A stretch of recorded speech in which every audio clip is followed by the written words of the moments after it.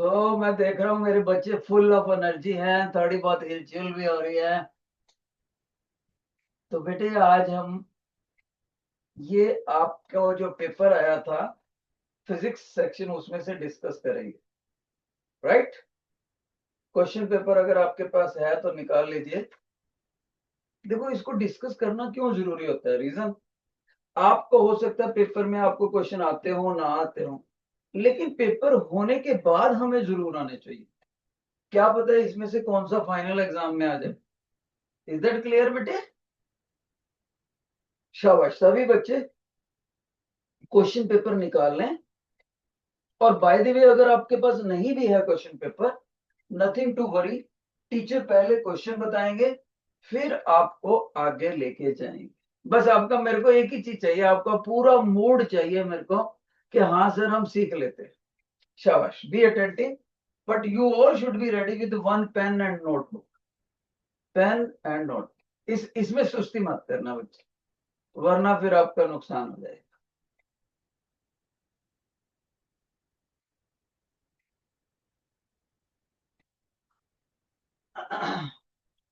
सो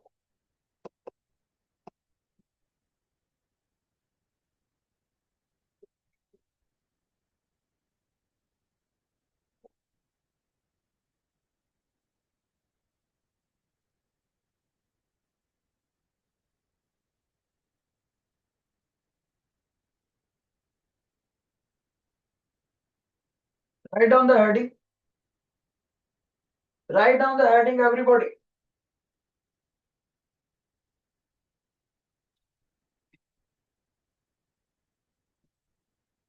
देखो बेटे, first question है जो क्वेश्चन नंबर 30 पे था।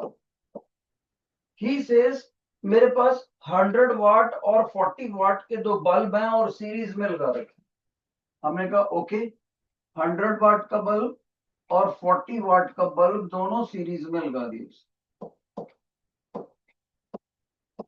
ओके। अब वो बोलता है कि जो 100 वाट का बल्ब है उसमें से जब करंट देखा गया 100 वाट वाले में से वो 1 एम्पियर है, तो 40 वाट वाले में से जो करंट जाएगा that will be how much. अब देखो इसमें डाटा डूटा दे रखा है। जो मूर्ख बच्चा होएगा ना वो इस डाटे में उलझ जाएगा, और जो इंटेलिजेंट बच्चा होएगा दैट विल रिमेंबर कि सर ने हमें एक मेमोरी टूल कराया था, SIS, in series current remains same, in series current remains same because 100 watt bulb and 40 watt bulb both are connected in series. Whatever current is flowing through the 100 watt, the same will flow through the 40 watt. No need of any calculations. So इसलिए इसका answer आना था 1 ampere. Accordingly आपने option choose कर लेना था D option.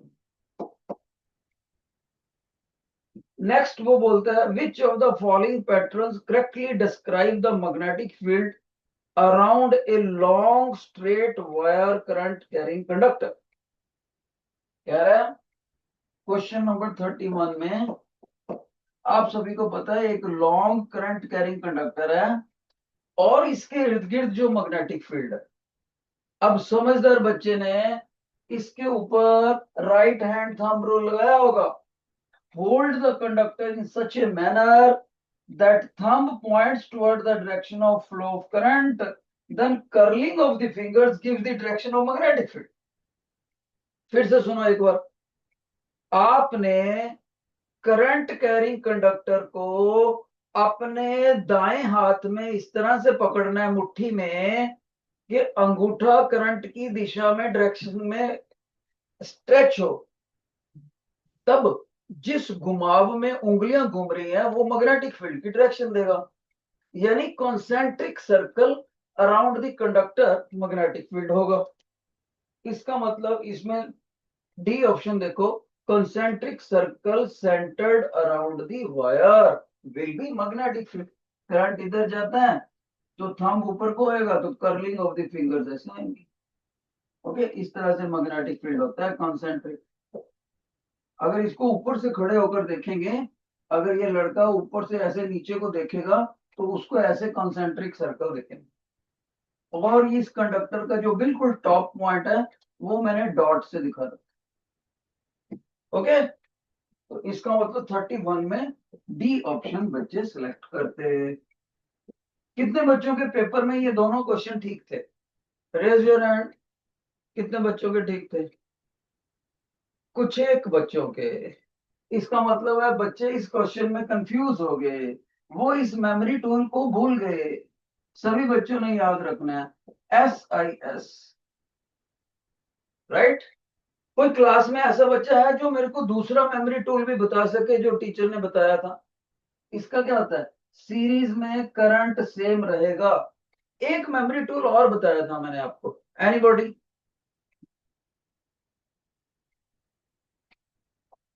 नहीं बोल पा रहे। दूसरा मेमोरी टूल था PVS, पैरेलल में वोल्टेज रिमेन सेम। पैरेलल में वोल्टेज रिमेन्स सेम। दो ही करेक्टर होते हैं बिजली के, वोल्टेज और करंट। जो चीज तो सेम हो जाए उसके बिना दूसरी डिफरेंट होगी।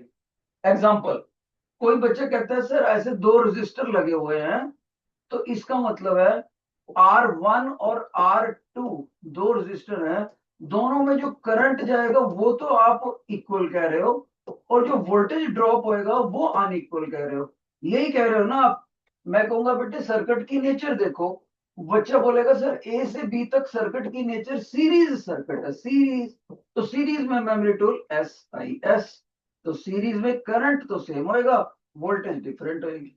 तो समझदार बच्चा इतना बॉक्सा बना लेगा अपने लिए, ताकि कभी भूल लेना। और मूर्ख बच्चा बैठा रहेगा पेन लेके, कुछ नहीं लिखेगा रजिस्टर पे। एक और देखो, अगर दो रजिस्टर, दो बल्ब, दो लोड अगर पैरेलल में लगे हों, इधर वाला पॉइंट X हो, इधर वाला Y हो, अब कौन सा सर्किट आ गया? पैरेलल। ओके, इस रेजिस्टेंस को बोल देते हैं R अपर, इसको बोल देते हैं R लोअर। तो इसके अंदर जो करंट जाएगा दोनों में, तो करंट अपर में और करंट लोअर में अलग अलग रहेंगे। लेकिन यहां पर वोल्ट मीटर लगा के दोनों पे अलग अलग से रीडिंग देखेंगे, तो वोल्टेज ड्रॉप अपर रजिस्टर में, वोल्टेज ड्रॉप लोअर रजिस्टर में बराबर आएगा। इसीलिए मेमोरी टूल बना। पैरेलल में वोल्टेज रिमेन्स सेम, देखो वोल्टेज सेम यहां पर इक्वल लगाया टीचर, और इधर करंट सेम। ओके, तो ये दो चीजें आपको 100% याद होनी चाहिए। जो जो बच्चों ने ये बना लिए वो अपने आप को समझदार कह सकते हैं, और जो बैठे हैं पेन लेके ऐसे डंप जे, वो अपनी प्लीज कॉपियों पे लिख लो, I am a lazy student, please लिख लो जिन्होंने नहीं बनाया। इतना तो लिख लो कम से कम, I am a lazy student.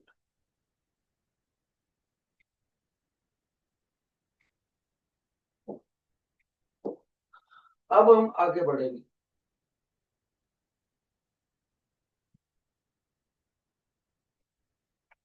पहले मैं चेक ही करवा लूं, किस सभी क्लास टीचरों की ड्यूटी लगवाने लगा हूं मैं अब बच्चों को चेक करने के लिए, कि रिक्वेस्ट करने लगा हूं कि बच्चों ने ये बनाया है या नहीं बनाया। देख लो, जो जिसने नहीं बनाया होगा पनिशमेंट मिलेगा।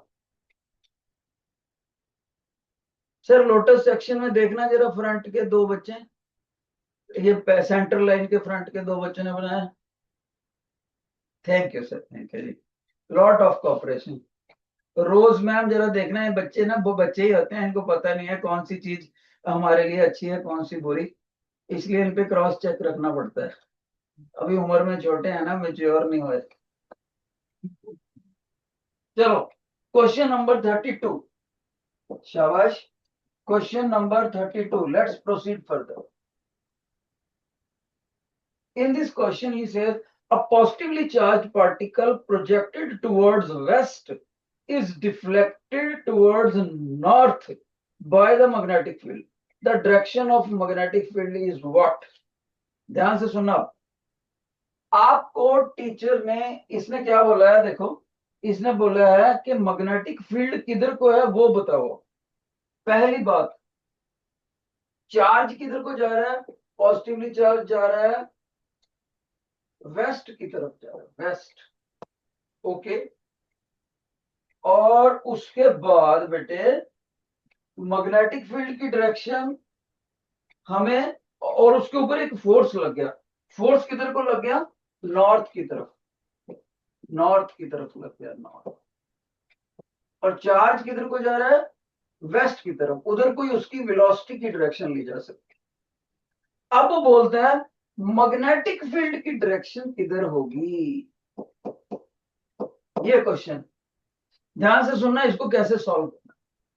बेटे एक साइंटिस्ट था लॉरेंट्स, उस साइंटिस्ट ने हमें बताया कि अगर कोई पॉजिटिव चार्ज v वेलोसिटी के साथ इस मैग्नेटिक फील्ड में मूव करे, तब इस चार्ज के ऊपर ये वाला मैग्नेटिक फील्ड इतना फोर्स लगाएगा।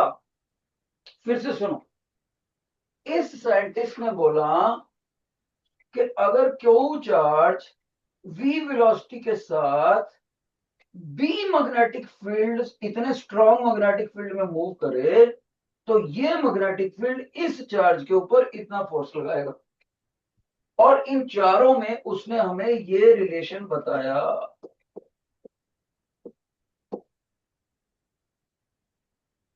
इसको बोलते हैं Lorentz magnetic force, Lorentz magnetic force.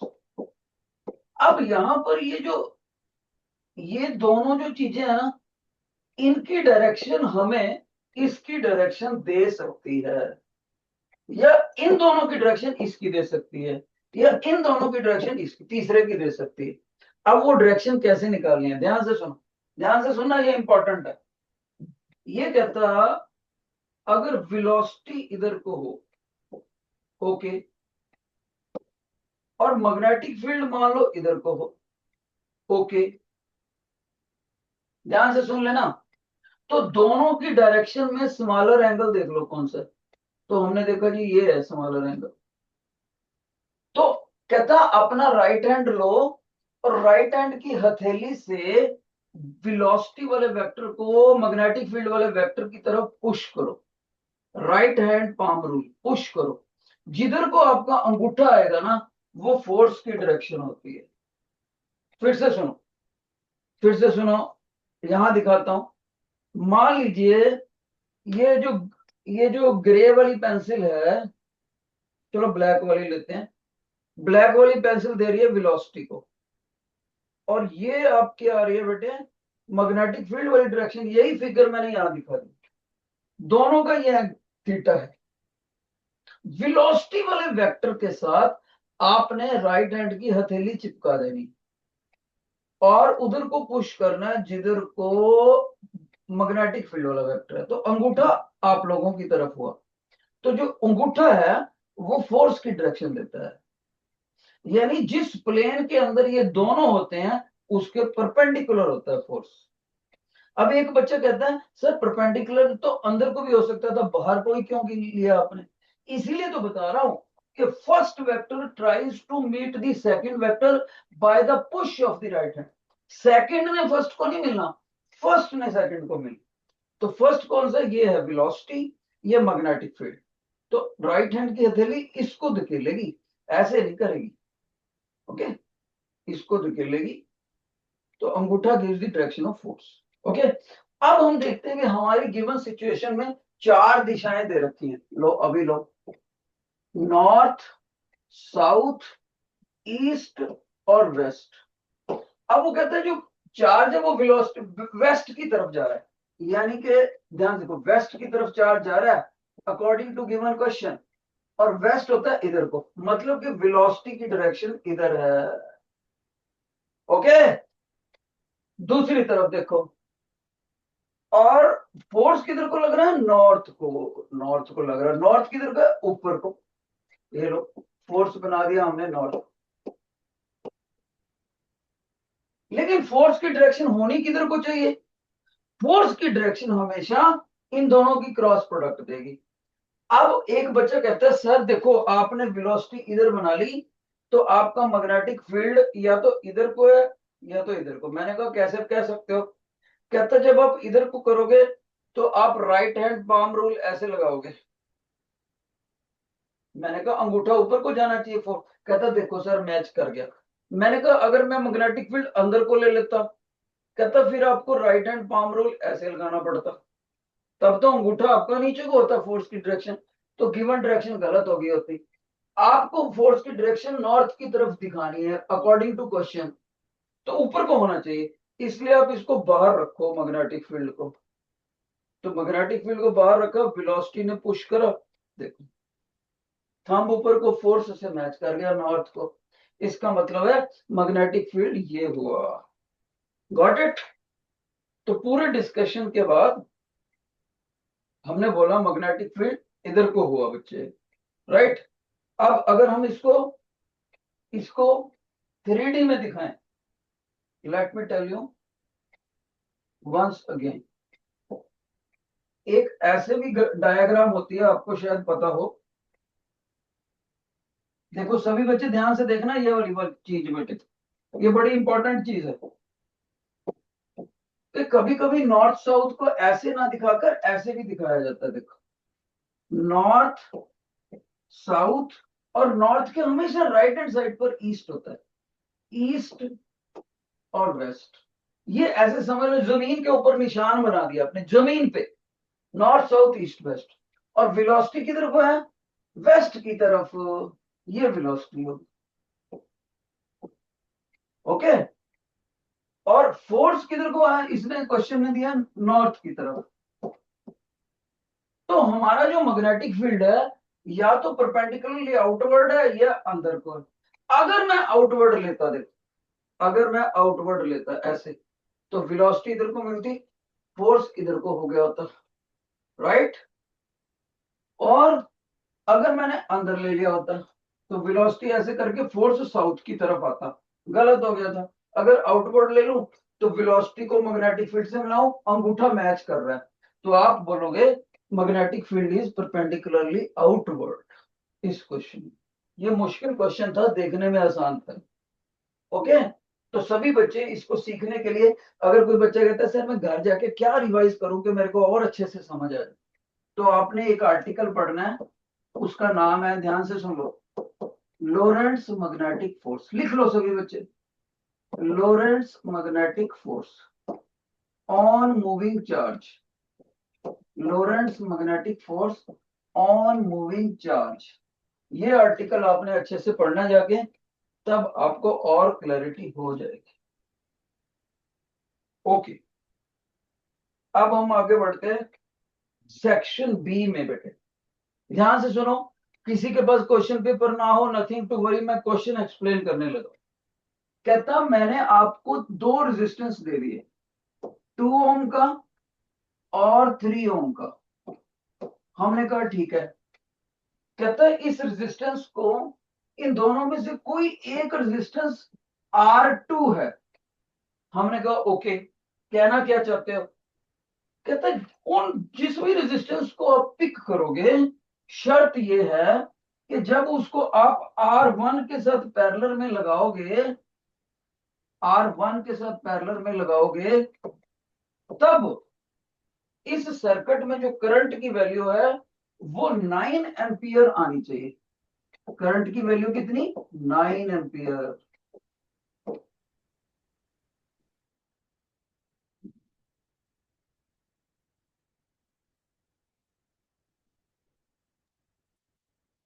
ठीक है बेटे, 9 एम्पियर। तो हमने कहा भाई 9 एम्पियर तो ठीक है, लेकिन और कुछ नहीं दोगे? कहता है यस दूंगा। यहां पर मैंने कहता 12 वोल्ट की बैटरी लगाई है।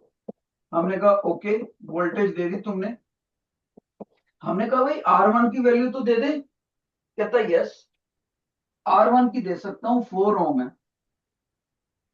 R2 की वैल्यू कहता बताओ इन दोनों में से कौन सी है और क्यों है। लॉजिकली एक्सप्लेन करना था ये क्वेश्चन, सीधा नहीं बताना कि ये है कि ये है। अगर ये है तो ये क्यों, अगर ये है तो ये क्यों। अब देखो इसको कैसे करना बेटे। सभी बच्चों को पता है कि R1 और R2 आपस में पैरेलल में लगे हुए हैं, गॉट इट? तो इधर वोल्टेज भी मिली हुई है, हम लगाते हैं ओहम्स लॉ। ओहम्स लॉ जैसे ही हमने लगाया तो voltage drop is equal to current into resistance of the circuit, सारे सर्किट का रेजिस्टेंस। अब बच्चा कहता है सर कुछ डाटा तो हम भर सकते हैं, मैंने कहा भर दो बेटे। कहता है सर वोल्टेज लगा दो 12 वोल्ट, करंट को 9 एम्पियर, आर सर्किट आपका निकल जाएगा।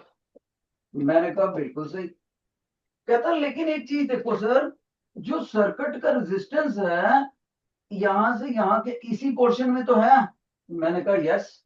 कहता इस पोर्शन में सर्किट का रेजिस्टेंस दो रेजिस्टेंस के पैरेलल से ही तो निकलेगा। मैंने कहा यस। कह रहा है फिर निकालो सर। तो कैसे निकालेंगे पैरेलल में? रेजिस्टेंस आर सर्किट रेसिप्रोकल से बेटे 1/R1 प्लस 1/R2। बच्चे ने उसका डाटा भर दिया 1/4 प्लस 1/R2। ओके, अब यहां से भी रेजिस्टेंस ऑफ सर्किट निकालो, कितना निकलेगा 12/9 is equal to R circuit. Solve करेंगे तो कितना आएगा 4/3। लेकिन यहां फिल कर दो उसको उठा के, तो क्या बनेगा अगले स्टेप में? सभी बच्चे बोलेंगे सर अगले स्टेप में आपको लिखना पड़ेगा 1/4/3 is equal to 1/4 plus 1/R2। इसको घुमा के ऊपर ले जाओ तो 3/4। ओके, इसको इधर ले आओ, ट्रांसपोज करते ही नेगेटिव साइन आया 1/R2। एलसीएम लिया 4 आ गया एलसीएम, तो 3 - 1 equal to 1/R2। 2/4 equal to 1/R2। 1/2 equal to 1/R2। तो R2 बिकम्स, रेसिप्रोकल ले लो दोनों तरफ, 2 ओम। तो हम कहेंगे भी 3 ओम नहीं रखना है आपको, 2 ओम पिक करो। देखो कैसे टीचर ने रेजिस्टेंस ऑफ सर्किट यहां से भी निकाल लिया पैरेलल का फार्मूला लगा के, resistance of circuit Ohm's law से भी निकाल लिया और दोनों को इक्वेट कर दिया। जिन बच्चों को ये सॉल्यूशन समझ आ गया है confidently, please raise your right hand. किसी को नहीं समझ आया छोड़ दीजिए क्लास, ये पढ़े पेपर में जा रहा हूं। जब आपने जवाब ही नहीं देना, मैं अगर नहीं समझ आया तो लेफ्ट हैंड खड़ा करना है, समझ आ गया तो राइट हैंड, दोनों नहीं खड़े करने तो क्लास खत्म। सख्त हूं मैं इस बात पे। नहीं समझ आया तो लेफ्ट हैंड खड़ा कर दो, समझ आ गया तो राइट हैंड। सनफ्लावर स्टूडेंट्स एक बार फिर से पढ़ लो, फिर से पढ़ लो, डिसाइड कर लो आपने कैसे पढ़ना है। पहले इतना क्वेश्चन देखना है, इतना क्वेश्चन देखो, क्वेश्चन का मीनिंग समझ आ गया, फिर आपने इतना स्टडी करना है बेटे। ये स्टेप नंबर 1 क्वेश्चन समझ आया कि नहीं, स्टेप नंबर 2 क्वेश्चन समझ आया कि नहीं, पैरेलल का फार्मूला लगाया, फिर वैल्यू पुट करी, फिर कैलकुलेशंस करी। बस जिसको एक बार फिर से चेक कर लो, मैं दोबारा पूछूंगा, शाबाश दोबारा पूछूंगा अपने बच्चे। देखो पहला क्वेश्चन, दोनों रेजिस्टेंस में से कौन सा पिकअप करूं कि करंट 9 एम्पियर ही निकले। ओके, मैंने ओम्स लॉ लगा लिया, रेजिस्टेंस ऑफ सर्किट निकाल लिया, इन दोनों का पैरेलल कॉम्बिनेशन लगा के तो भी रेजिस्टेंस ऑफ सर्किट निकाल लिया, उसकी वैल्यू आउट कर दी, बाकी तो मैथ है। अब बताओ जिन बच्चों को ये समझ आ गया वो राइट हैंड खड़ा करेंगे, जिनको नहीं समझ आया वो लेफ्ट हैंड। जल्दी, कोई बैठा ना रह जाए गलती से भी। मैं सर आना जरा, सनफ्लावर के बच्चे बैठे हैं खाली से, गर्ल्स दोनों हाथ नहीं खड़े सर इनके, इनको प्लीज मेरी क्लास अलाउड ही नहीं है इन बच्चों को जिनके दोनों हाथ नहीं खड़े। स्टैंड अप, सेंट्रल बेंच में से दोनों, सेकंड बेंच में से दोनों क्लब बच्चे खड़े हो जाए। नहीं अलाउड, जिसको जिसका एक भी हाथ नहीं खड़ा उसको क्लास ही नहीं अलाउड। सोच, और मैं सोच समझ के बोलना, कोई झूठ ना बोलना, मैं माइक पे बुला सकता हूँ। Let me check, let me check down, शाबाश। इसका मतलब है मेजोरिटी को समझ आती। अब बेटे मैं विद प्रॉमिस, मैं किसी बच्चे से पूछूंगा नहीं क्वेश्चन जिसको नहीं समझ आया वो ईमानदारी से लेफ्ट हैंड खड़ा कर, ताकि अगर दोबारा एक्सप्लेन करने की जरूरत है मैं कर सकूं बिना डरे, विद प्रॉमिस। मैं उस बच्चे को बुलाऊंगा रिमाइक पे। शाबाश, हाँ, वेरी गुड। दोबारा बताते हैं, ये बनी ना बात, ये बनी। ऐसे ओपन होना है टीचर से। एक बार फिर से सुनो, शाबाश, एक बार फिर से सुनो, क्योंकि मेरे को पता था ये क्वेश्चन थोड़ा टाइट है। फिर से सुनो लोग, शुरू से सुनो। कह रहा है मेरे पास 2 ओम का रेजिस्टेंस है, 3 ओम का रेजिस्टेंस, इन दोनों में से कोई एक रेजिस्टेंस ही ये हो सकता है या ये हो सकता है, कोई एक होएगा, बताओ कौन सा। हमने कहा कंडीशन तो बताओ। कहता कंडीशन ये है कि मैं आपको एक सर्किट दे रहा हूं, R1 इसमें 4 ओम दूंगा, R2 आपको खुद से छांटना है कितना होगा ऊपर से उठा के। लेकिन शर्त यह है कि जब आप इस सर्किट को इस 12 वोल्ट की बैटरी के साथ लगाओगे तो करंट जो निकलेगा वो गारंटेड तौर पे 9 एम्पियर ही होना चाहिए। क्वेश्चन क्लियर है? क्वेश्चन क्लियर है बेटे? दोनों रजिस्टर्स में से एक दे दिया, एक हमसे पूछा है, बैटरी भी दे दी, करंट भी दे दिया, लेकिन ये कितना। अगर ये 9 एम्पियर से करंट अलग आ गया तो फिर गलत है आपका। ये कौन सा चूज करते हो आप? चूज ही ऐसा करना है कि करंट 9 एम्पियर है। तो हम क्या करेंगे, लो और इजी करके बताता हूं आपको। हम पहले इन दोनों का रेजिस्टेंस निकाल लेते हैं पैरेलल करके। ये लो, 1/R1 plus 1/R2 is equal to 1 of the resistance of the circuit. बच्चा कहता है सर्किट क्या कह रहे हो सर? ए पॉइंट से लेकर बी पॉइंट तक का जो ये वाला रेजिस्टेंस नेटवर्क है इसको सर्किट कहा जाता है। तो क्योंकि पैरेलल में लगे मैंने लिख दिया 1/4, 1/R2 मैंने ऐसे ही रख दिया। अभी मेरे को पता ही नहीं दोनों में से कौन सा है, मैंने R2 ही रहने दिया। एलसीएम ले लो, एलसीएम कितना आ गया 4R। Got it?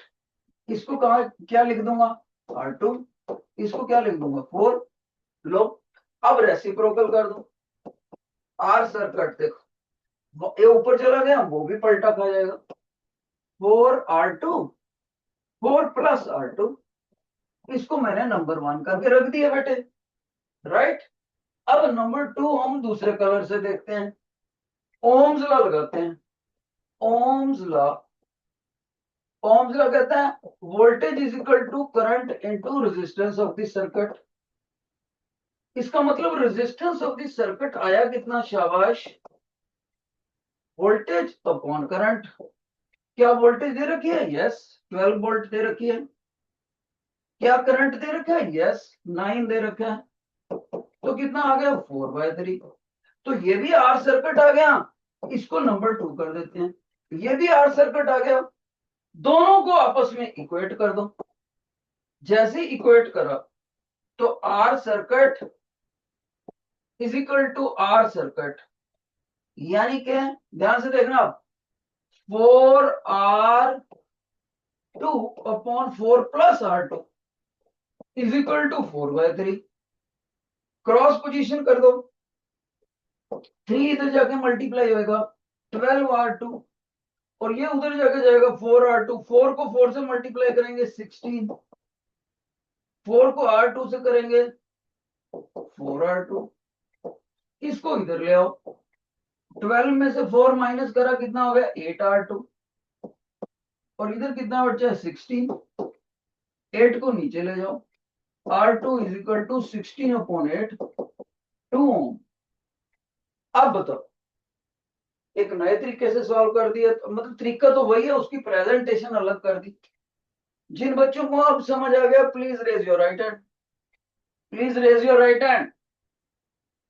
Girls, sunflower, okay. ये पहले वाला बच्चा सेंट्रल लाइन में पता नहीं कैसा बच्चा, बेटे आपको समझ आया तो क्लियर करना है हाथ। सनफ्लावर, ओके, डाउन डाउन, शाबाश। ऐसा क्वेश्चन बोर्ड के एग्जाम में अगर आता है तो 3 मार्क्स का आएगा बेटे। अब हम आगे चलते हैं, कोई भी बच्चा मेरे से डरेगा नहीं। जैसे इस गुड़िया ने हाथ खड़ा करा तो मैंने एकदम से दोबारा बता दिया, अलग तरीके से बता दिया। तो कोई भी बच्चे को अगर नहीं समझ आता, लेफ्ट हैंड खड़ा करेगा बिना डरे। Let's move to the fourth 34th question. Question number 34 कह रहे, a uniform metallic wire has resistance 4 ohm। Okay, ध्यान से सुनो। कहता है एक वायर है, वो 4 ओम है उसका resistance. Okay, it is stretched 3 times longer to the original wire. इस वायर को इधर से खींचा और इधर से खींचा, 3 गुना लंबा कर दिया इसको, 3 गुना। मतलब बच्चा कहेगा सर मान लीजिए इसकी लेंथ यहां पर थी एल, तो आपने इसको खींच दिया और पहले के मुकाबले 3L बना दिया। मैंने कहा यस, बना दिया अकॉर्डिंग टू क्वेश्चन। कहता सर इसको खींचने से ये पतली भी तो होगी। यस, पतली मैंने बना दी पतली। कह रहा है सर अगर ये ओरिजिनल रेजिस्टेंस 4 ओम है तो न्यू रेजिस्टेंस कितना होगा, ये बताना। किसी बच्चे ने करा था ये क्वेश्चन पेपर में।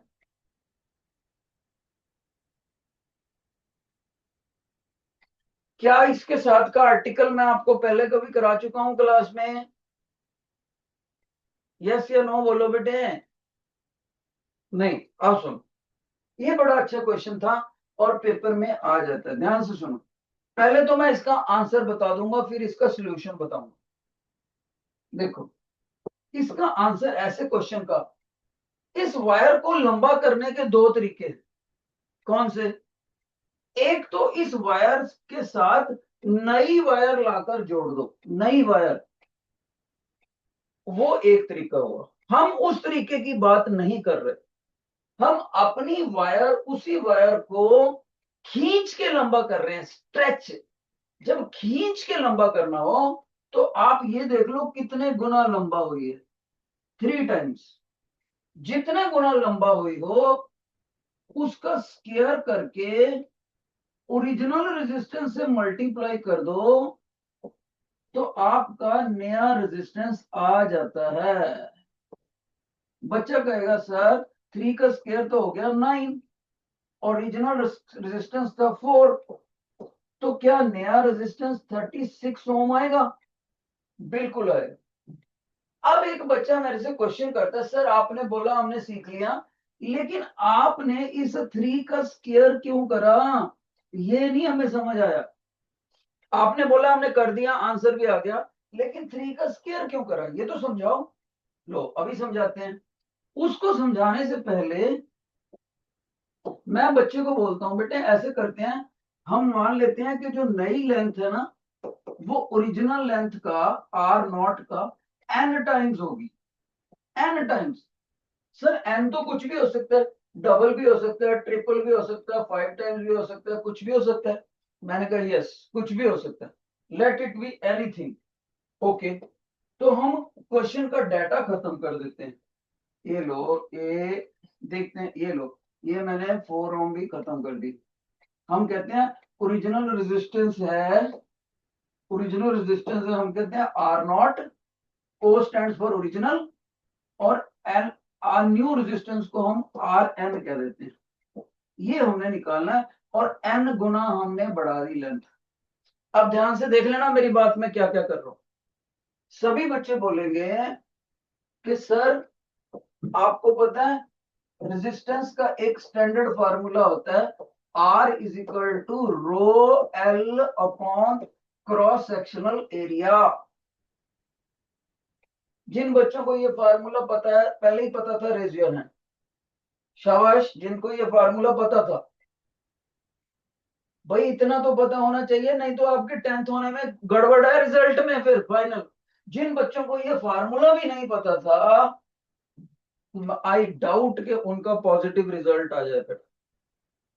ओके, तो 10th एफ के बहुत से बच्चों को पता था, लोटस के बच्चों को बहुत से को पता था, कि वेरी सॉरी टू से सनफ्लावर और रोज के बच्चों को नहीं पता था ये फॉर्मूला।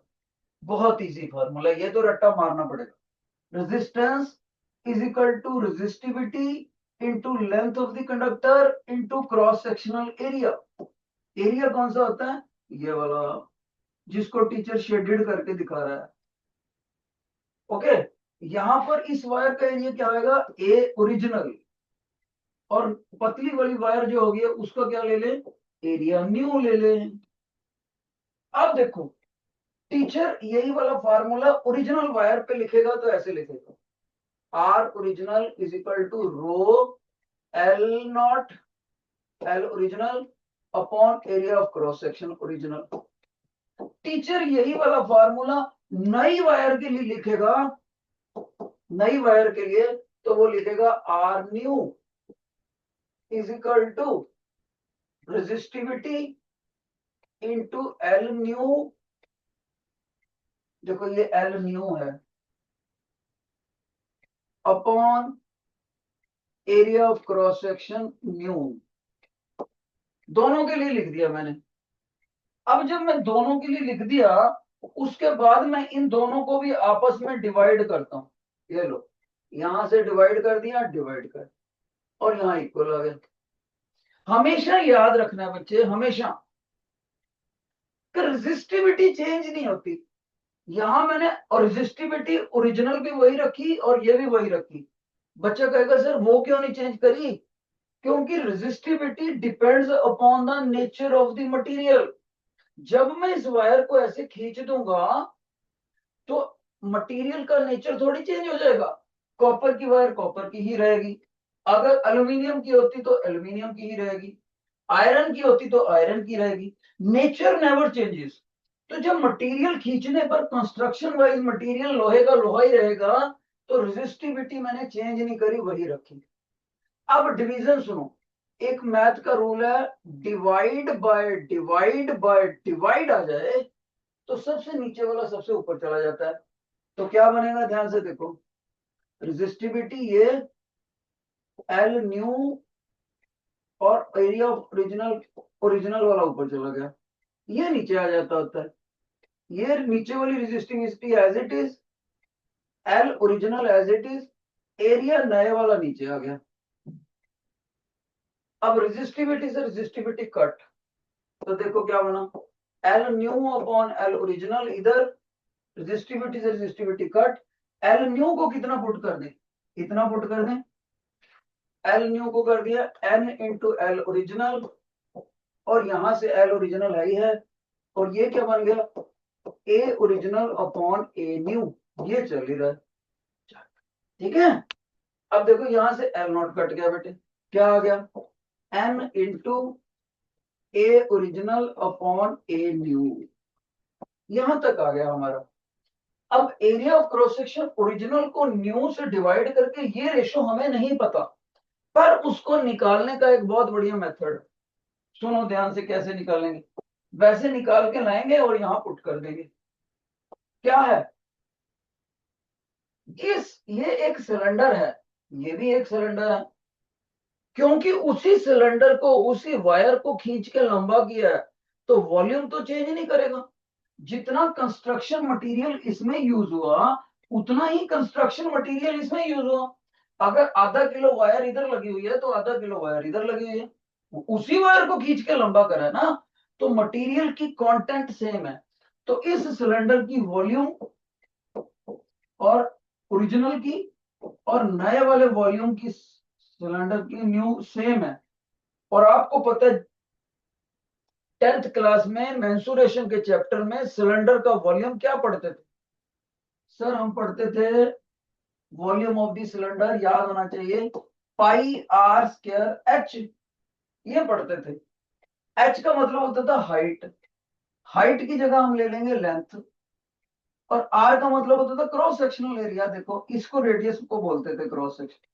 अगर मेरे को रेडियस पता हो तो क्रॉस सेक्शनल एरिया, एक सर्कल है, सर्कल का एरिया कितना होता है? सिर्फ पाई आर स्क्वायर होता है सर्कल का एरिया।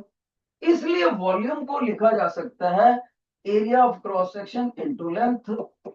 ये 10th क्लास का मेंसुरेशन वाला सिलेंडर का फार्मूला काम आ गया। तो आ जाओ फिर इधर, तो वॉल्यूम को वॉल्यूम, तो area of cross section original, length भी ओरिजिनल।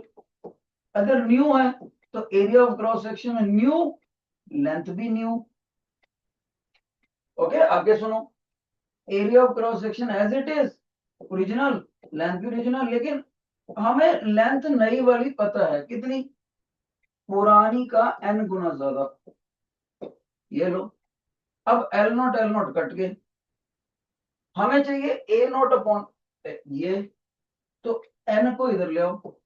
तो अगले स्टेप में देखो, A naught upon n, area original upon area new, इधर क्या बच गया, सिर्फ n बच गया।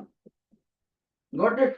तो इसका मतलब इस ब्रैकेट की वैल्यू को यहां से उठा के यहां रख दो, तो अगले स्टेप में हमारा क्या बन जाएगा। सभी बच्चे बोलेंगे सर अगले स्टेप में आपको लिखना चाहिए R new upon R original, ये एन तो आपका चल ही रहा है, ये वाला भी आपका एन ही आ गया, तो दोनों को मिलाकर एन स्क्वायर हो गया। अब मेरे को एन न्यू चाहिए, तो आप कहोगे सर क्रॉस पोजीशन करके आर ओरिजिनल को उधर ले जाओ, तो n square into R original.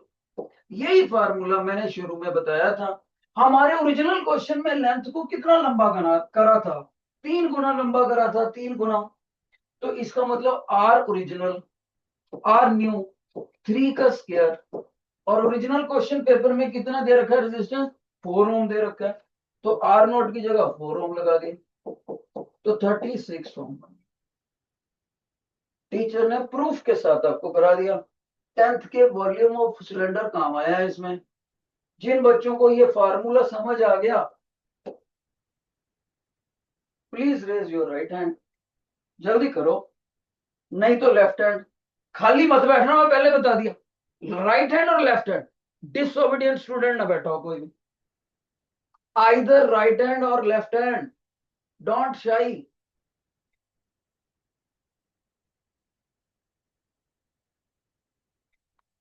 ठीक है बच्चे, मेरे को समझ आ गया। इस बार आपने बहुत ज्यादा ध्यान से सुना, शायद ही किसी बच्चे का लेफ्ट हैंड खड़ा हो, मेरे को तो दिखाई नहीं दिया।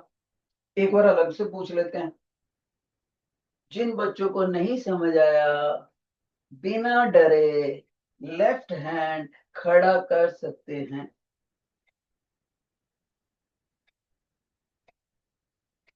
तीन चार रोज वाले सेक्शन, सिर्फ रोज वाले सेक्शन में 4 बच्चों ने खड़ा, no problem no problem, down बेटे डाउन, कोई बात नहीं, डन।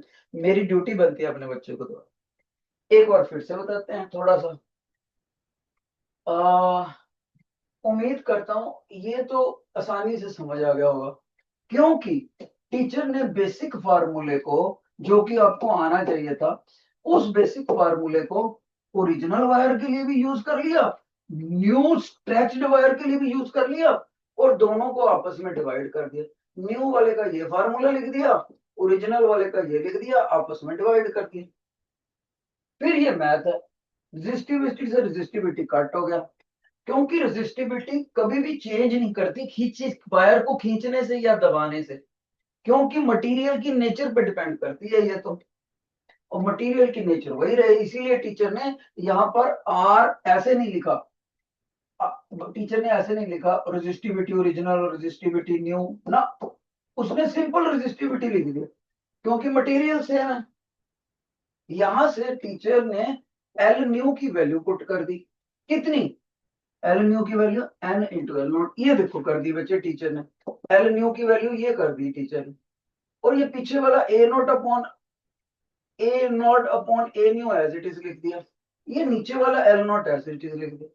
अब एल नॉट से एल नॉट फिर से कट गया बेटे, इधर क्या बच गया, सिर्फ एन बच गया, इस एन को टीचर ने ये लिख दिया, ए नॉट और ए न्यू ऐसे लिख दिया। What it.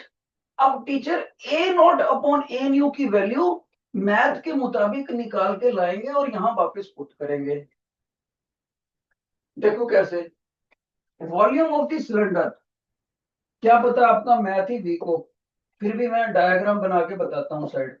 जब आप जूनियर क्लास सॉरी 10th में मैथ पढ़ते हो, तो आपको पता होना चाहिए ये वाला चीज रेडियस होता है, ये वाला हाइट होता है, और वॉल्यूम ऑफ द सिलेंडर जो होता है उसका फार्मूला होता है pi r square h, pi r square h होता है बेटे। Pi r square. और अगर सर्कल का पूछा जाए, सर्कल का एरिया कितना होता है सर? पाई आर स्क्वायर होता है, आर मैंने रेडियस। तो इसका मतलब है पाई आर स्क्वायर को मैं एल से तब्दील कर सकता ना, ए से लिख सकता हूं। और एच क्या है? वो तो एक डायमेंशन है, चाहे हाइट बोल दो चाहे लेंथ बोल दो। मैंने हाइट को लेंथ बोल दिया बस, तो एच को मैंने एल बोल दिया, और कुछ नहीं, दोनों बराबर ही है। तो ये फार्मूला मैंने वॉल्यूम का यूज करा था। Volume of the cylinder is equal to cross sectional area into length. Original के लिए लगा दिया, न्यू के लिए लगा दिया, दोनों को इक्वेट कर दिया बेटे। फिर क्या करा? एल न्यू की वैल्यू फिर से पुट कर दी। यहां से देखो एल न्यू कितना दे रखा है, एन अपॉन एल नॉट। ये यहां से लेकर आया, यहां पुट कर दिया, ये पुट कर दिया। देखो n l naught, l naught l naught cut गए, क्या बच गया? A naught is equal to a nu into n बच गया। अब ए नॉट को नीचे ले जाओ, ये ले गया, कितना बच जाएगा? उधर सिर्फ एन बच गया। ये सेम ब्रैकेट आ गई जो यहां पड़ी है, मैंने उसकी वैल्यू उठा के यहां रख दी। तो एक एन तो पहले ही था, ये वाला एन, एक एन और आ गया इधर से, ये वाला एन देखो, ये यहां रख दिया। एन और एन एन स्क्वायर हो गए। फिर मैं क्रॉस पोजीशन करके ऊपर ले गया इसको, ये बन गया। बस फिर तो उस फार्मूले को गिवन डाटा में पुट कर दिया, गिवन क्वेश्चन। अब बताओ, जिन बच्चों को ये नहीं समझ आया था, पर्टिकुलरली रोज वाले बच्चे थे कुछ, अगर उनको ये अब समझ आ गया, please raise your right hand, please raise your right hand. शाबाश शाबाश, बहुत अच्छे।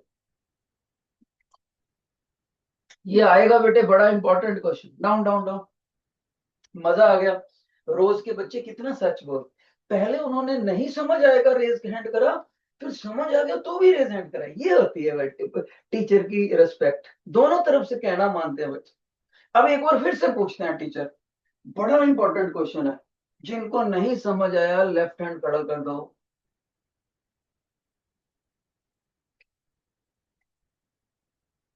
अब मेरे को कोई नहीं दिखता भाई लेफ्ट हैंड वाला, डाउन, शाबाश।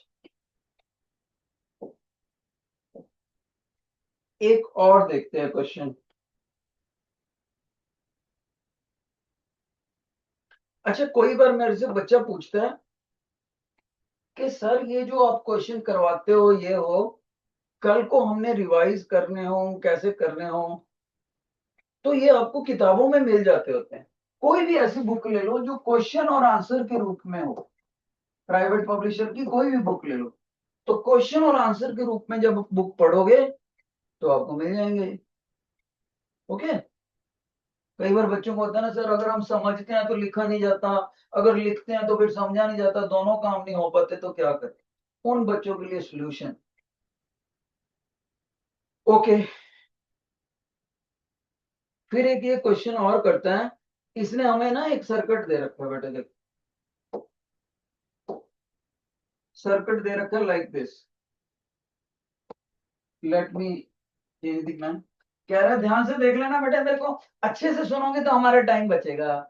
अब पहली बारी ध्यान से सुनोगे, रिपीट ना करना पड़े, हालांकि मैं रिपीट करूंगा अगर पूछोगे तो, पर दिल खुश हो जाए अगर पहली बार ध्यान से सुनो।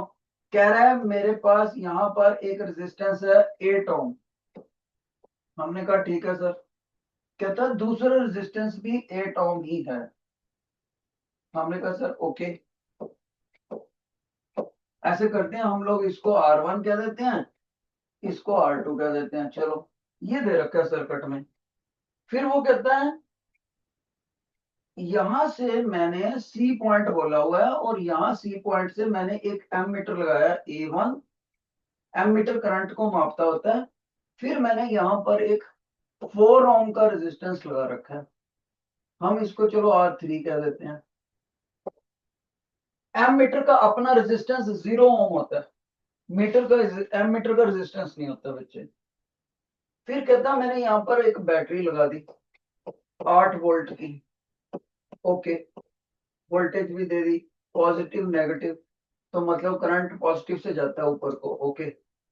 फिर कह रहा है मैंने नीचे यहाँ पर ऑन ऑफ स्विच लगाया हुआ है, उसके बाद मैंने कहता यहां पर एक दूसरा एमीटर लगा दिया और यहां जोड़ दिया, इस पॉइंट को डी बोल दिया। ओके, ये हमें सर्किट दे रखा। अब वो हमें कहता है find out the following effective resistance. Effective resistance बताओ सर्किट का। जानते हो सर्किट कहां कहां तक होता है? बैटरी को छोड़ के बाकी सारा सर्किट होता है। तो हम इस पॉइंट को बोल देते हैं एक्स, इस पॉइंट को बोल देते हैं वाई। इस सारे सेक्शन का रेजिस्टेंस बताना है। पहला पार्ट ध्यान से सुन लेना बच्चे। आर एक्स वाई निकालने लगे हैं टीचर।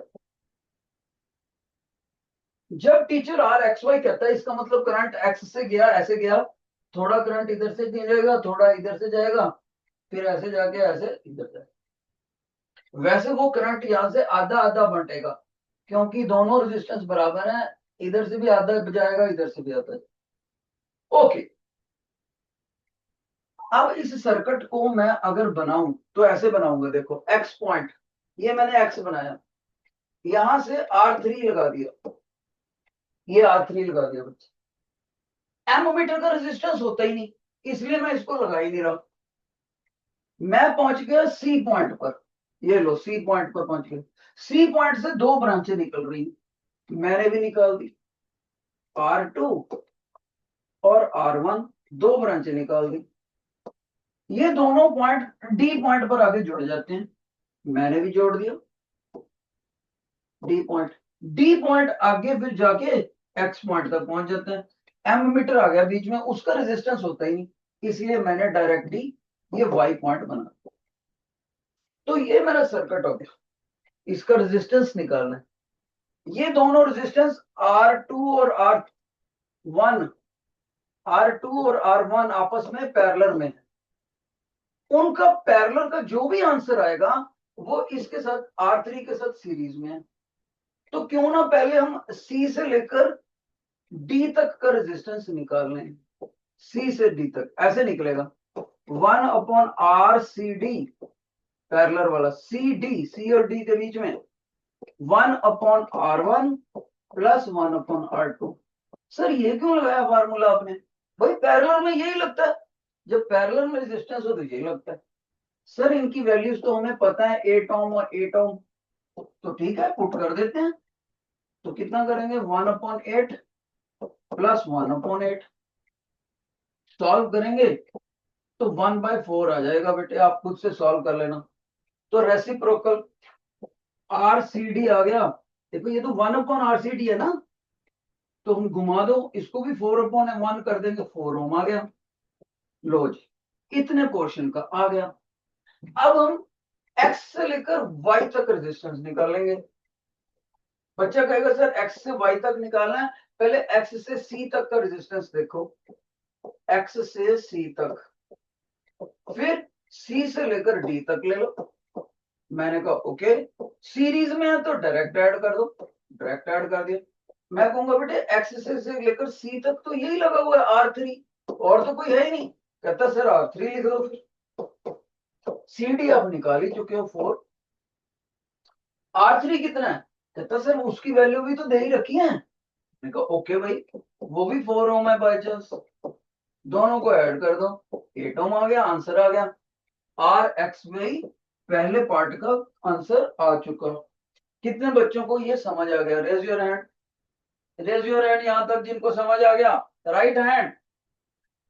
और खिड़की में से बाहर निकलना देखना बंद कर दो, क्या रोज वाले बच्चे हैं, वरना ऐसा दिन आएगा फाइनल एग्जाम चल रहा होगा और तुम खिड़की के बाहर ही देख रहे होगे और फिर सोच रहे होगे बैठे अगले साल अच्छे से 10th करूंगा, ऐसे सोच रहे होगे। ये याद रखना। जिनको ये समझ आ गया रेज योर हैंड, जिनको ये समझ आ गया raise your right hand. Okay down. अब इसी क्वेश्चन में वो पूछ रहे हैं, ध्यान से सुनना, कि एमोमीटर की रीडिंग क्या है, यानी कि करंट कितना है, करंट। तो फिर करंट निकालने के लिए ओम्स लॉ लगा दो। ओम्स लॉ, ओम्स लॉ क्या कहता है? Voltage is equal to current into resistance of the circuit. Circuit कौन सा है, एक्स और वाई, यानी कि आर एक्स वाई। तो वोल्टेज कितनी दे रखी है सर, 8 वोल्ट दे रखी है। लो, करंट का ऐसे, रेजिस्टेंस कितना है, वो भी 8 ओम है। तो दोनों को सॉल्व करने से साफ ही पता लग गया कि current will be equal to 8/8, यानी कि 1 एम्पियर।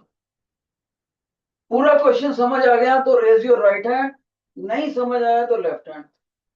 जल्दी करो, फैसला दे दो कि क्या है? दोनों में से एक हाथ खड़ा कर दो, इतना भी नहीं कर सकते? मैम ये जो तो दोनों हाथ नहीं खड़ा करते, प्लीज बाहर करो इन बच्चों को, मेरे को नहीं चाहिए बच्चे। दोनों में से एक हाथ खड़ा होना चाहिए। या बाई गॉड, मैं पर्टिकुलरली नोट कर लूंगा जिनको नहीं हाथ खड़ा हुआ। इधर सभी को खड़ा है, ओके डाउन, शाबाश। अब बिना डरे वो बच्चा लेफ्ट हैंड खड़ा कर सकता है जिनको नहीं समझ है। दोबारा बताया जाएगा, डरने की जरूरत नहीं। जिनको समझ नहीं आया लेफ्ट हैंड खड़ा कर लो, शाबाश। इस बार लगभग सभी बच्चों ने ध्यान से सुना, किसी का लेफ्ट हैंड नहीं करा। तो this was your question worth 3 marks. अब क्वेश्चन नंबर सी सेक्शन आ गया बेटे, सेक्शन सी, क्वेश्चन नंबर 35।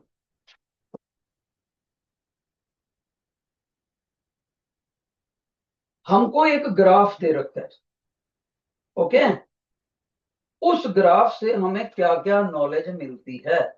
देखो ग्राफ में क्या दे रखा है, इस ग्राफ में इधर वोल्टेज दे रखी है बेटे, और इधर करंट दे रखा है, और यहाँ 0 मार्क है।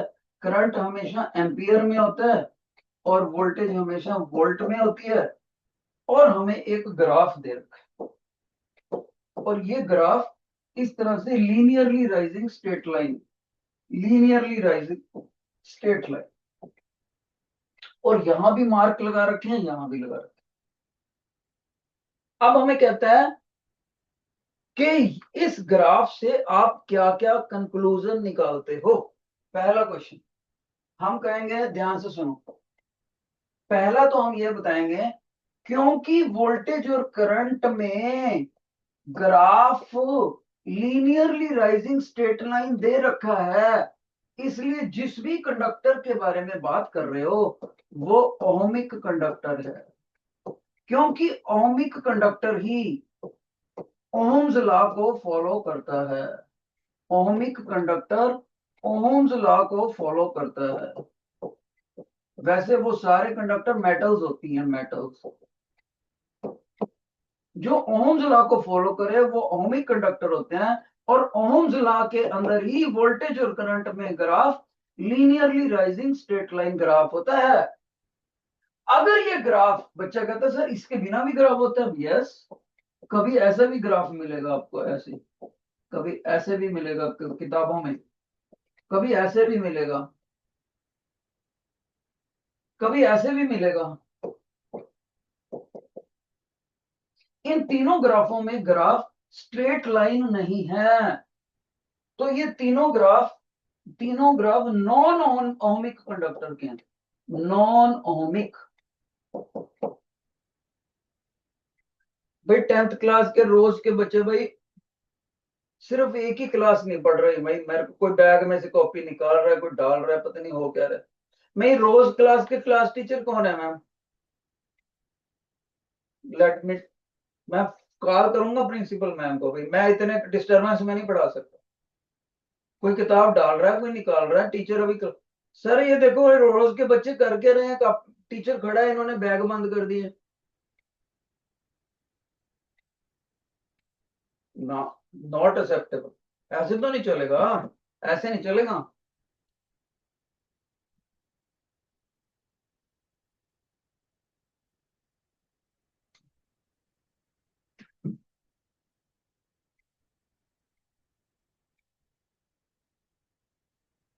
रोज सेक्शन के बच्चे,